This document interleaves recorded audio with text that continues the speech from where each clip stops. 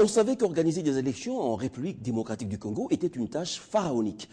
Dans un pays grand comme toute l'Europe de l'Ouest, où la présence et la modernité des infrastructures n'ont pas encore atteint tous les coins, près de 19 millions de Congolais ont quand même pu voter dans 60 417 bureaux de vote.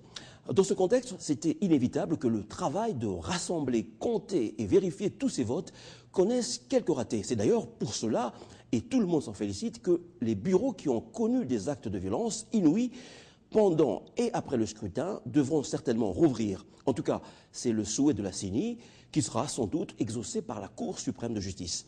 Mais la CENI doit pouvoir également s'abstenir de proclamer les résultats des 3 circonscriptions de la province de Kinshasa, non pas pour des actes de violence, mais en raison des faits qui sont de nature à fausser la volonté des Kinois. Quels sont ces faits ? Les résultats de 2000 bureaux de vote de Kinshasa ne sont pas connus et ne le seront jamais car ces plis ont été perdus.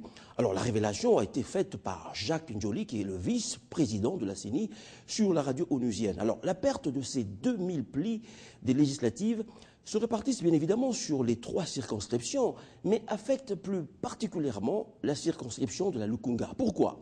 Parce que les résultats dont dispose la CENI aujourd'hui ne proviennent que de 56% de bureaux de vote. En effet, le vote de 783 bureaux sur un total de 2593 bureaux a disparu dans la nature. Alors dès lors, la marge d'erreur sur ce qu'a été la volonté des Kinois au cours des législatives est telle qu'elle a influé sur les calculs, celui du quotient électoral, celui également du plus fort reste.